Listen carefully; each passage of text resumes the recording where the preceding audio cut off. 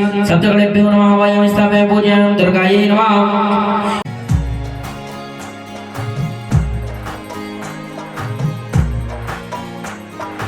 बोलो भागवत महापुराण की जय। सभी दर्शकों का मैं खुले दिल से परमात्मा को याद करते हुए मैं आप सभी का इस नए ब्लॉग में वंदन अभिनंदन करता हूं।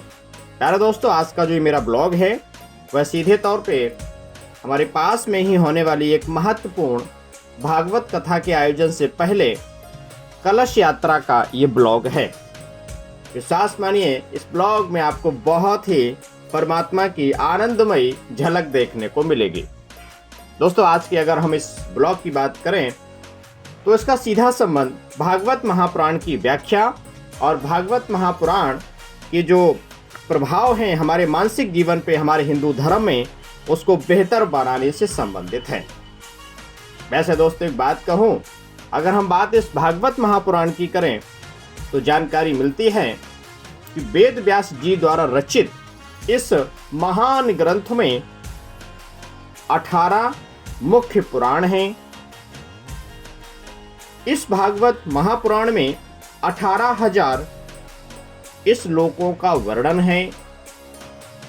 इसके साथ ही साथ सम्मानित साथियों, सम्मानित दर्शकों, 335 अध्याय हैं और दोस्तों इसके अलावा 12 स्कंधों की जानकारी भी मिलती है। और दोस्तों, आप विश्वास मानिए कि जब कलयुग प्रारंभ हुआ तो उस समय वेद व्यास जी ने जिस महान ग्रंथ की रचना की उसे श्रीमद् भागवत ग्रंथ कहते हैं।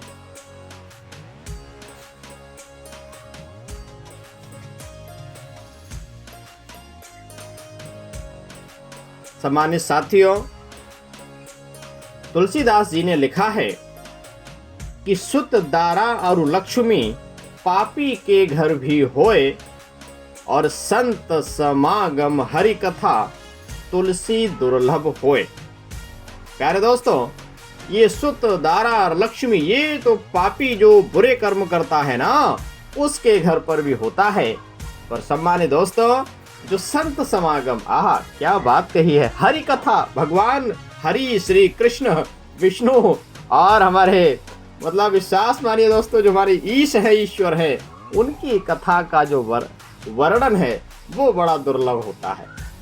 विश्वास मानिए दोस्तों, इस भाग दौड़ की जिंदगी में अक्सर यूं ही काम करने का रहता है। मैं एक अध्यापक हूं, पेशे से म्यूचुअल फंड एडवाइजर हूं, तो भागा दौड़ी में सारा समय व्यतीत हो जाता है। हमारे बहुत ही अच्छे अजीज मित्र हैं, हमारे जो है बड़े अच्छे भैया हैं जो फ्रेंड्स कॉलोनी में निवास करते हैं और नाम है उनका अरुण चतुर्वेदी जी।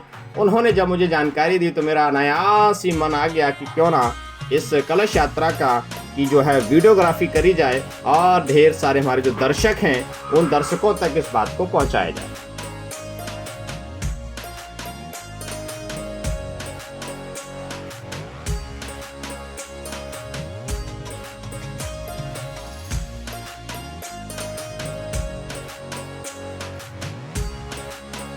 जब कभी आपको लगे कि आपका मन अशांत है, आप ढेर सारे धर्म संकटों में घिरे हुए हैं, उस समय बस एक ही बात मन से कहनी है कि हे करुणा निधान, हे दया की मूर्ति, मैं संसार सागर में डूबा हुआ हूँ, मैं बड़ा ही दीनहीन हूँ, मुझे मोह रूपी ग्राह ने जकड़ रखा है, पकड़ रखा है।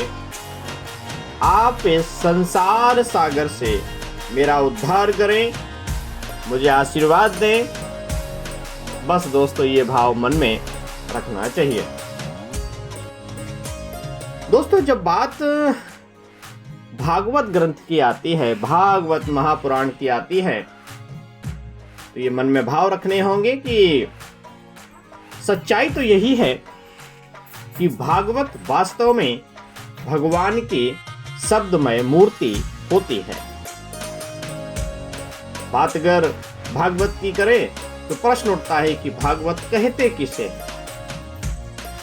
तो दोस्तों, हम आपको बता दें कि विद्वानों ने बड़ी अच्छी बात कही है कि भागवत चरितम यस्मिन तद भागवतम, अर्थात जिसमें भगवान की परम पवित्र चरित्र का वर्णन किया गया हो, आहा क्या बात है दोस्तों, उसे भागवत कहते हैं।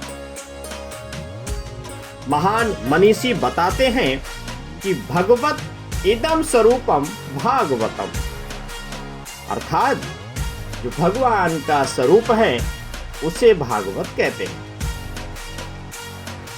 भागवतः प्रोक्तम भागवतम, अर्थात भगवान ने जिसका उपदेश किया है उसे भागवत कहते हैं।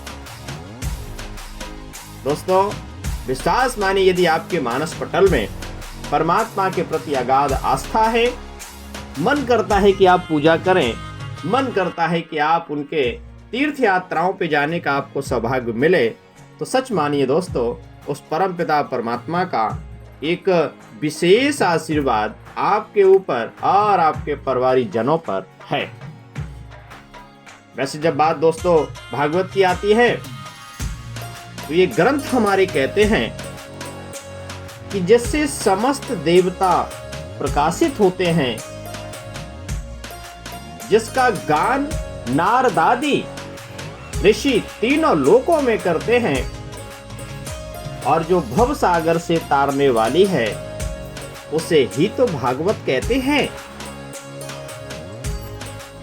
दोस्तों आपको पता है कि कलयुग चल रहा है, और जब बात कलयुग की भैया जी आती है तो कितनी अच्छी बात कही गई है कि कलयुग केवल नाम आधारा, और सुमिर सुमिर नर उतरहि पारा।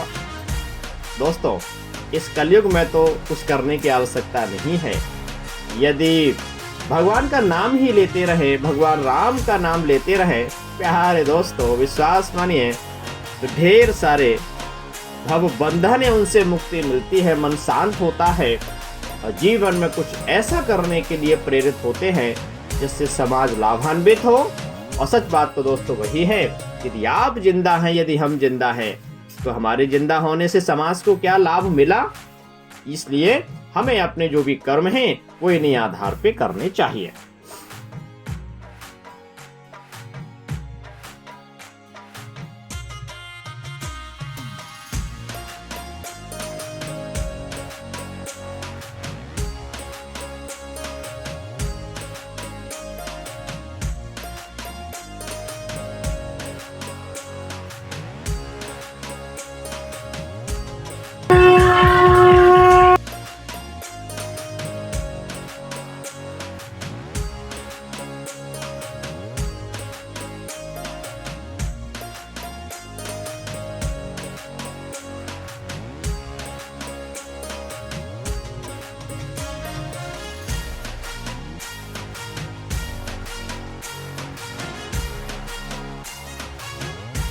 प्यारे दोस्तों कलयुग तो आपको पता ही है कि नाम के आधार माने भगवान का नाम स्मरण करते जाना है, और जो है मानसिक शांति और उद्धार होता चला जाएगा।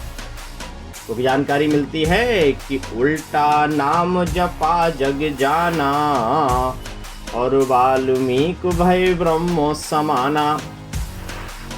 आपको दोस्तों पता ही होगा कि जो है अगर हम वाल्मीकि जी की बात करें तो उनका जो प्रारंभिक जीवन है वह आपराधिक प्रवृत्ति में वो लिप्त थे। लेकिन वो घटना आपने सुनी होगी कि जब जो है सप्तऋषि उनके संपर्क में आए और उन्होंने पूछा कि अपराध तुम क्यों करते हो, किसके लिए करते हो, तो उन्होंने कहा कि हम अपने परिवारी जनों के लिए ये काम करते हैं। तो बोले क्या आपने कभी पूछा है उनसे कि इस अपराध में जो क्या वो साथ हैं वो तुम्हारे। तो जब वो पूछने गए उन्होंने कहा कि मुझे उससे परिवारी जनों ने कहा कि मुझे इस नहीं पता है कि तुम कैसे हमारा भरण पोषण कर रहे हो, हमें तो बस भरण पोषण से मतलब है।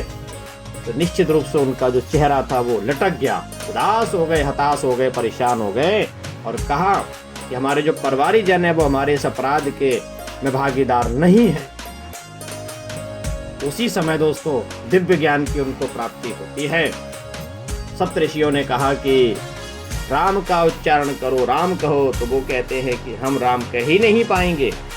बोले फिर क्या कह पाओगे? बोले हमें तो बस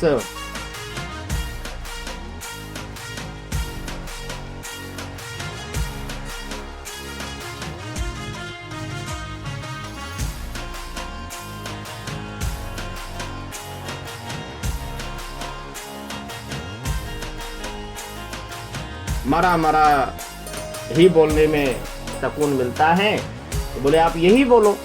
तो जब दोस्तों उन्होंने मरा मरा शब्द बार बार बोला तो वो जो है राम शब्द का उच्चारण होने लगा। तो ऐसे थे हमारे वाल्मीकि जी।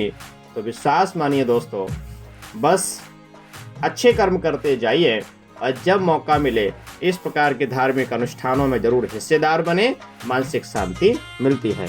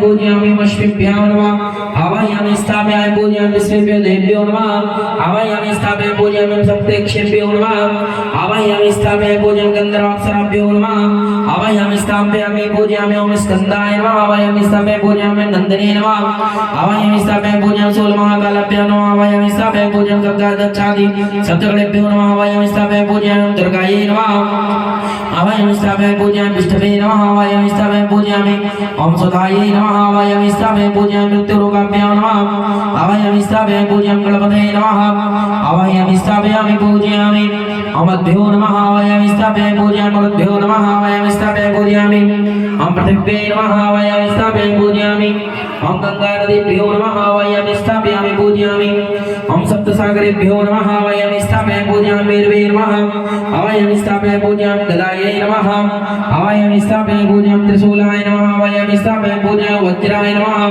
आवाहयामि स्थापयामि पूज्यामि शक्त्यै नमः आवाहयामि स्थापयामि पूज्यामि ओम चण्डाय नमः आवाहयामि स्थापयामि पूज्यामि ओम खड्गाय नमः आवाहयामि स्थापयामि पूज्यामि ओम पाशाय नमः आवाहयामि स्थापयामि पूज्यामि ओम अंकुशाय नमः आवाहयामि स्थापयामि पूज्यामि ओम गौतमाय नमः आवाहयामि स्थापयामि पूज्यामि ओम भरद्वाजाय नमः आवाहयामि स्थापयामि पूज्यामि विश्वामित्राय नमः आवाहयामि स्थापयामि पूज्यामि कश्यपाय नमः आवाहयामि स्थापयामि पूज्यामि जमदग्ने नमः आवाहयामि स्थापयामि पूज्यामि वसिष्ठाय नमः आवाहयामि चामुण्डाय नमः आवाहयामि स्थापयामि पूज्यामि वैष्णवे नमः आवाहयामि स्थापयामि पूज्यामि ओम महेश्वर्यै नमः आवाहयामि स्थापयामि पूज्यामि ओम वेदायक्यै नमः आवाहयामि स्थापयामि पूज्यामि। सब छोड़